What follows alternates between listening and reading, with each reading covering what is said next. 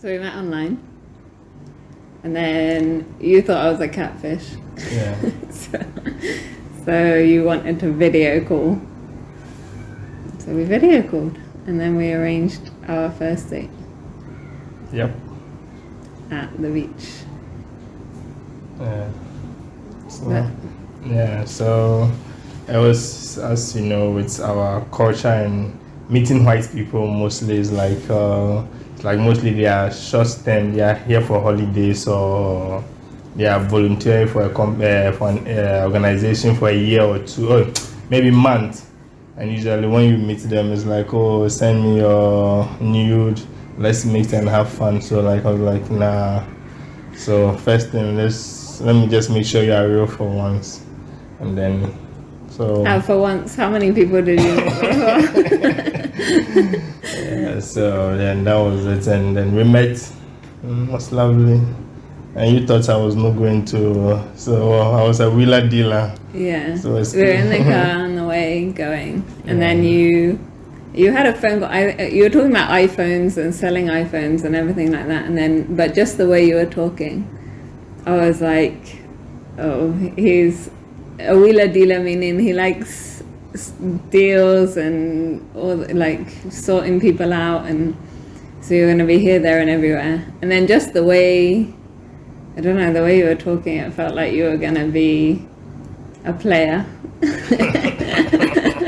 So on that, obviously this is the first time we met. We've just got in a taxi, in a Uber together, and we were going, and then the way you were talking, I was like, oh, he's like a player, or he likes going out, he likes partying, all that kind. That's just like the first impression I got of you. And then so I was thinking, oh, you definitely won't be interested in me because I'm not the outing, like going out, that kind of thing. So, but then we got to the beach and we talked and we were walking up and down and it was nice, and then we like sat down for a while, and we were just talking, looking at the sea, whatever, and then you were like, I know, let's play this game. And I was like, what game? So it's like a really stupid game where I can't even remember it. So you point and then you have to do the opposite. Yeah, so then I failed because I did the same thing, and I was like, oh, if you can play stupid games like that, then actually this could go somewhere. Yeah, so that was it, and then we kept talking, and I was like, oh, so I kept asking her, are you sure you are here to stay, like stuff like that. I kept like, it was too good to be true, that like, you must also remember that as a Ghanaian, on someone who's been binging on Hollywood movies, you always have this, sometimes this stereotype of white people, like, man, they are some psycho, you know. I kept asking you, do you have a gun, like stuff. Obviously a British, you don't own guns and things like that. So and we kept talking, and I was like, it's interesting. Yeah, like she's a really nice person. Yeah. So and then I was on leave from work.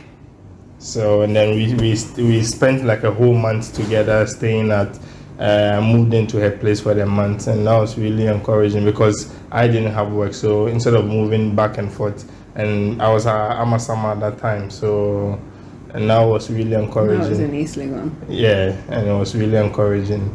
And then so there's another thing. I was like, everything is cool. I was like, no, let's not get intimate. So she might have forgotten. So we went to actually do like an HIV test and a syphilis test, because I just wanted to be sure that your mind is just too programmed to be like always see the negative, like, oh no, maybe she's too nice, she's just treating you like just another fair human being, like just maybe she just wants to pass on a disease to you or something. Wow. Yeah. Yeah, so okay, you didn't tell me that, but okay. Yeah, so I was also very terrified of the test myself, to be honest. And the guy also wasn't helpful. So the guy came with the results, and his first year, he really started. I was like, oh my god, this is the end for me.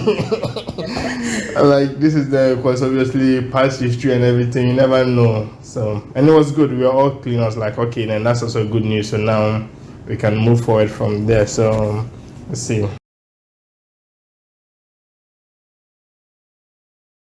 Well, again, I think you moving in for like that month, although it wasn't like official, you moving in, you were just staying with me or whatever, so you didn't have to be going back and forth. But then I think knowing that we could spend that amount of time together and we were still comfortable, we were still enjoying being with each other, I could come home and it was nice knowing that I was coming home and you were going to be there.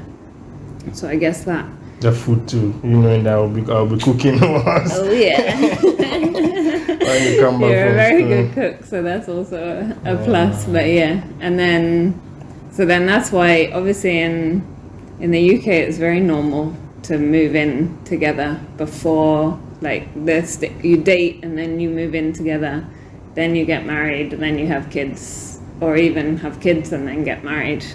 It's kind of, it follows that. Whereas I know with you, the moving in thing, you were.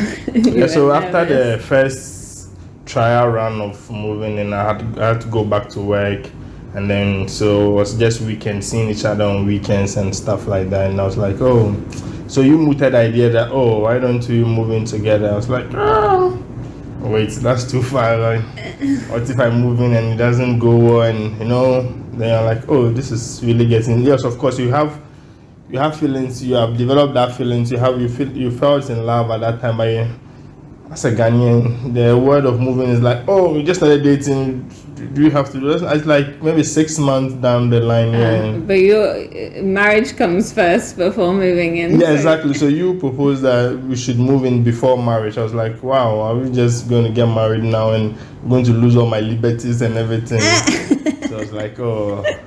But I thought of it, I was like, why not? And I would say that was one of the best ideas there. The decisions that I took that would really help us. Like, you get to know each other better, sleep patterns, what you like, what I don't like.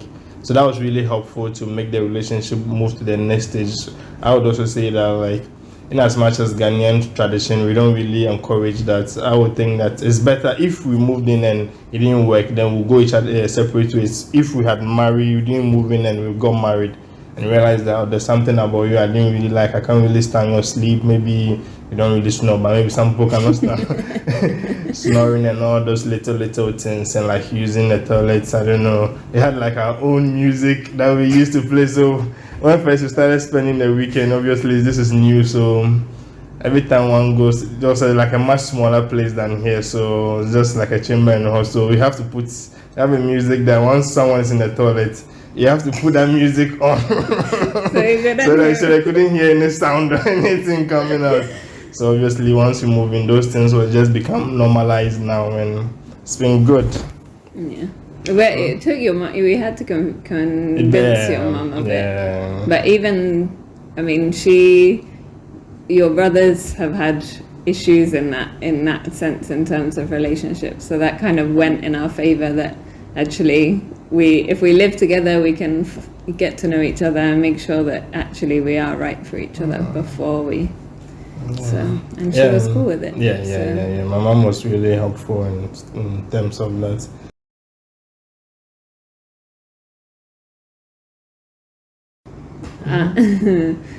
Well, I guess the main thing that always comes up when a white person, especially a white girl, dates a black guy or a Ghanaian guy, it's always visa. The question that it always comes up: oh, he's only with you to get a visa. He just wants to travel. That's why. So, although obviously getting to know you, I didn't get that vibe from you, but you never know. And obviously other people kept saying it.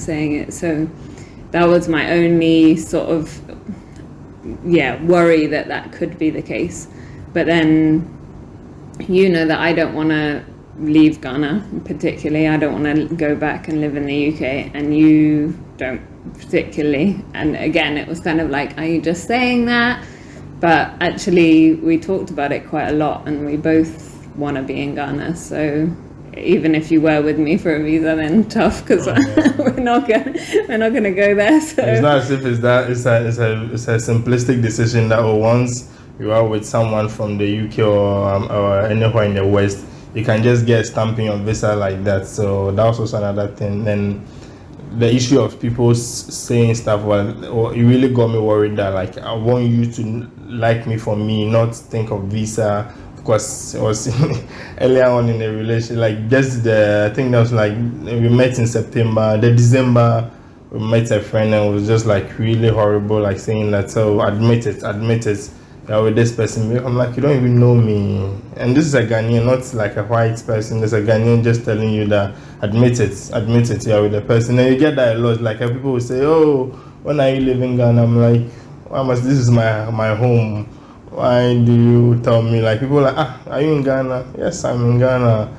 It's not that simplistic like that. You don't, people always think that someone have to build. That's a whole different conversation of who to build your country for you and stuff like that. But it's not, people think of that and like you are with another human being that you are making a life together. Why do you need to want to jet off to a different place that you don't really know anyone there? Of course, she's also taking and she loves it over here.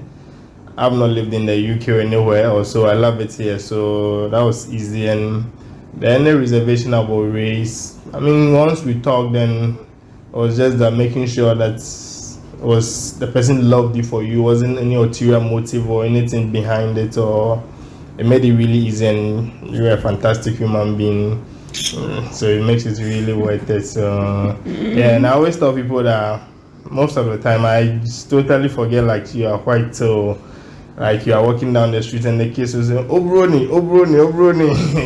And then, because you never really think about it, because you make it so easy, like you understand, you make it easier because you are not too rigid with things like, oh, this is Ghana, you always complain. If anything, I complain about Ghana more than you do, so it makes it really easy.